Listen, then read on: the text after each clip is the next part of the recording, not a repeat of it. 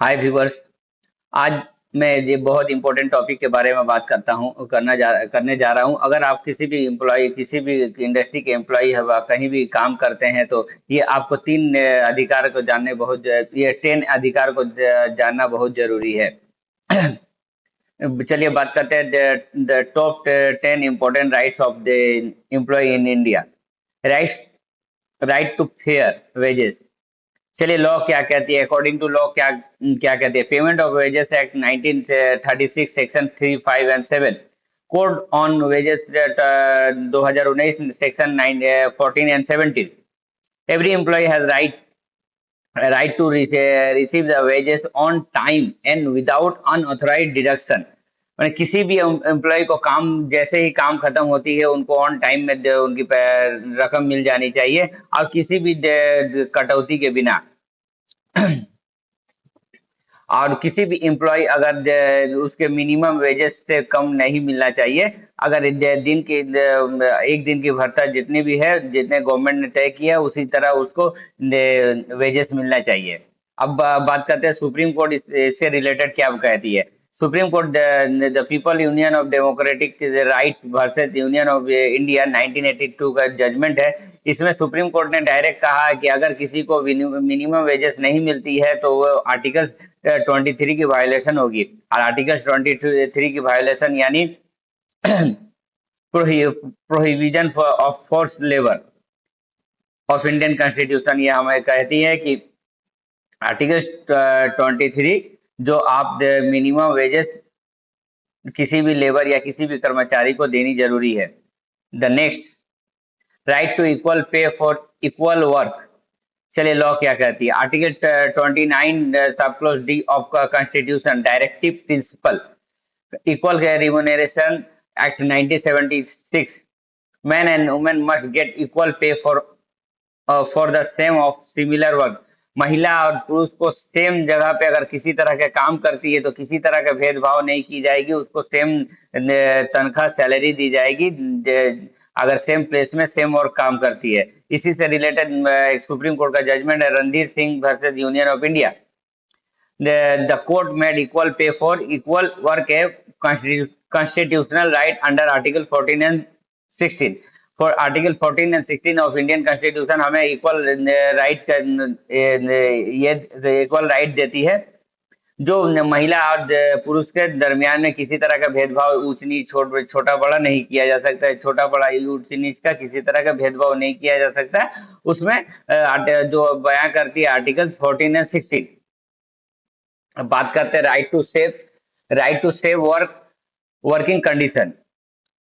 ये आ जाती है factory act 1948 section 11 to 20 health and safety provision.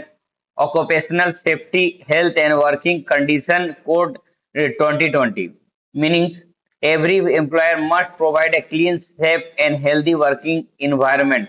यानी कि जिस जगह पे लेबर या कोई भी मजदूर काम करते हैं व किसी तरह के एम्प्लॉय काम करते हैं तो उनको क्लीन सेफ जगह चाहिए। जो उनका हर तरह का प्रीवी लैट्रिन टॉयलेट सारा चीज नीट एंड क्लीन चाहिए, एनवायरनमेंट भी नीट एंड क्लीन चाहिए।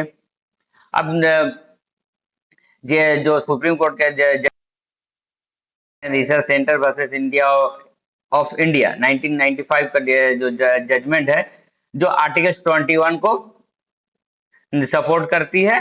द राइट ऑफ लाइफ मतलब किसी भी इंसान को रहने के लिए जो चीज अनिवार्य है, जरूरी है, वो चीज उसको देनी पड़ेगी जहां पे वो काम करते हैं। जो आर्टिकल 21 में डिफाइन किया गया है। अगर इस तरह के किसी तरह का इन्वायरमेंट अनहाइजीनिक अगर होता है तो वायलेशन ऑफ आर्टिकल 21 होगी। उसके खिलाफ आप किसी भी केस में जा सकते हैं अगर इस तरह के हालात है तो। अब बात करते हैं right to gratuity. Payment of gratuity act section 4 कहती है कि employees completing 5 or more year of continuation service are entitled to gratuity a monetary reward for a long service. अगर कोई भी इम्प्लॉय 5 साल से ज्यादा अगर किसी भी इंडस्ट्री में काम करता है, वह कहीं भी काम करता है तो उसको ग्रेचुटी मिलने के लिए इंटाइटल है, उसका हक है कि कंपनी से वो अपना ग्रेचुटी क्लेम कर सकता है। अगर वो नहीं कर, अगर किसी तरह से कंपनी अगर उसको ग्रेचुटी नहीं देती है तो उस क्षेत्र में वो लेबर कमीशन के पास मामला कर सकता है या डायरेक्ट हाई कोर्ट में मामला कर सकता है। अब बात करते हैं सुप्रीम कोर्ट जजमेंट के बारे में। Indian Hume pipe company limited versus it's workman 1960 recognize the gratuity as a social security measure, not a charity। Court ने कहा है ये सोशल सिक्योरिटी है, ये किसी तरह का दान और खैरात नहीं है। अब बात करते हैं right to maternity leave and protection. ये है ये बयां का ये एक्चुअली जो महिला के लिए ही स्पेशली है। मैटरनिटी बेनिफिट एक्ट 1961 से जो डिफाइन करते हैं, जो क्लियरली डिफाइन किया हुआ है, एक्सप्लेन किया हुआ section 5, 12 and 27। Women employees are entitled to get to 26 days, 26 weeks paid maternity leave and cannot be dismissed during the maternity leave।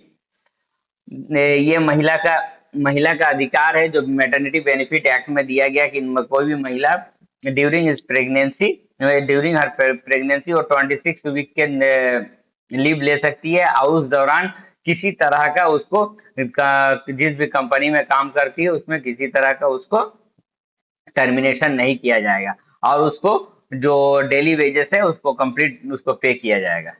जो मैटरनिटी बेनिफिट एक्ट बयान करता है। सुप्रीम कोर्ट का जजमेंट के बारे में बात करते हैं। Municipal corporation of Delhi female workers 2020 the court extended maternity benefit even to daily wages and temporary women workers.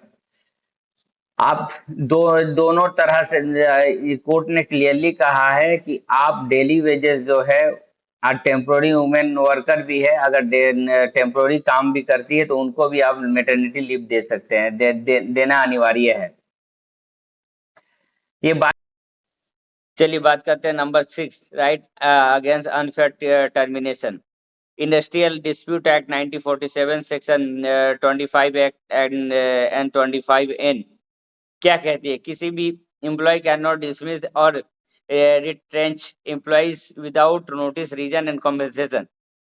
किसी तरह के नोटिस के बिना आप किसी भी एम्प्लॉय को अचानक टर्मिनेट नहीं कर सकते, किसी भी एम्प्लॉय को अचानक से आप बैठा नहीं सकते। उससे कम से कम उसका एक्सप्लेनेशन लेने के लिए या जो भी उसके साथ गलती हुई है या हुई है कि नहीं, आप कोई इंक्वायरी कमीशन बैठा करके उसका इंक्वायरी जरूर करें।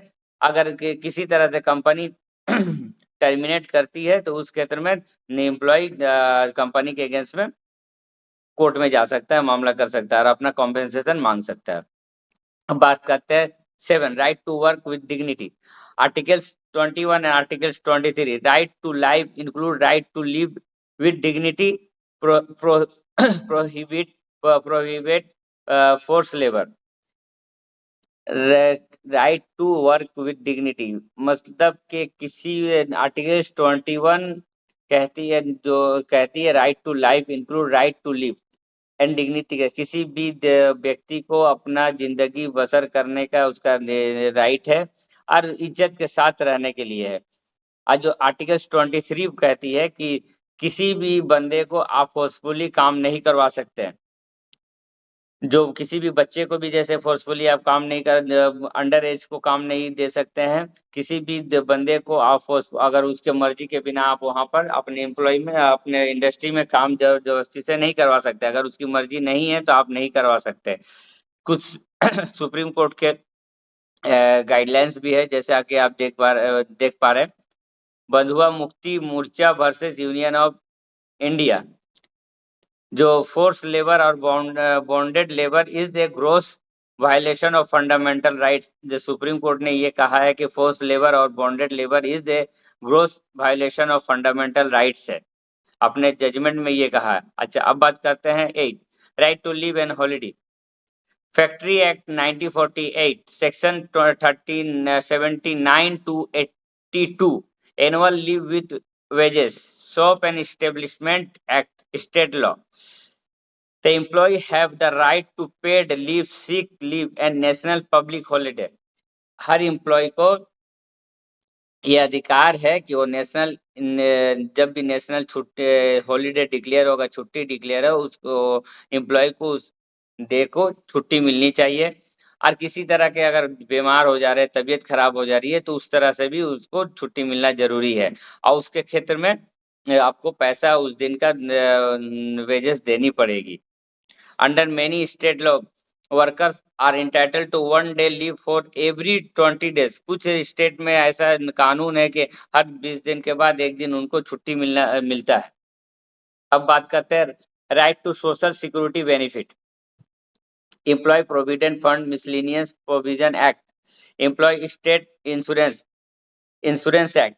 जैसे कि आप राइट टू सोशल सिक्योरिटी के मतलब है कि आप अपना प्रोविडेंट फंड, ईएसआई, मेडिकल, ये सारा चीज आपको मिलना अधिकार है, जो provident fund and miscellaneous provision act explain करती है। एम्प्लॉइज स्टेट इंश्योरेंस एक्ट भी एक्सप्लेन करती है कि किसी भी एम्प्लॉय को अगर ड्यूरिंग हिज वर्किंग पीरियड में किसी तरह के अगर इंजरी होती है तो मेडिकल बेनिफिट उनको मिलेगी।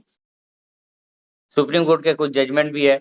Regional provident fund consumer commissioner versus Hooghly mill company limited 2012 की लिमिटेड जजमेंट है। Employ must deposit PF contribution regularly, default violation worker welfare right. किसी तरह आपको बता दूं कि हर कंपनी जो प्राइवेट फॉर्म होती है, वह प्राइवेट कंपनी होती है, वो प्रोविडेंट फंड के जो ऑफिस होते हैं, मेन हेडक्वार्टर होते हैं, वहां पर हर साल या कुछ महीने में जितने भी एम्प्लॉई है उनका पीएफ जमा करना पड़ता है। इस तरह से कुछ मामला हुई थी regional provident fund commissioner versus Hooghly mill company limited के बीच में। राइट टू फॉर्म और join a trade union act 1926 section 4 articles 90 sub clause 1 sub clause 3 of Indian Constitution. The employee can form or join the union to protect their interests and negotiate with management. हर employ को अपना एक union बनाना जरूरी है, जिसके जरिए वो जाकर के एक यूनियन बना करके एक अपना उसमें प्रेसिडेंट या सेक्रेटरी हो, जो कंपनी सारे लोग तो एक बार जाकर के किसी भी कंपनी के मालिक के ऑफिस में ढुक नहीं सकते, तो कोई भी अपने यूनियन बनाए, उसमें सेक्रेटरी प्रेसिडेंट बनाए, वो जो जाकर के अपनी बातों को कंपनी के तरफ, अपनी मजदूरों के तरफ से कंपनी मैनेजमेंट के पास रखेंगे। ये सारी बातें इंडियन एम्प्लॉय प्रोटेक्शन एक्ट के प्रोटेक्शन है। और जो आपको अधिकार ये सारी जाननी जरूरी है। अगर कोई भी मैनेजमेंट, मिल मैनेजमेंट, बाद इंडस्ट्री मैनेजमेंट इस तरह के किसी भी तरह का वायलेशन करता है, तो उसके अगेंस्ट में आप डायरेक्ट कोर्ट का दरवाजा खटखटा सकते हैं। अगर मेरी वीडियो पसंद आए तो लाइक सब्सक्राइब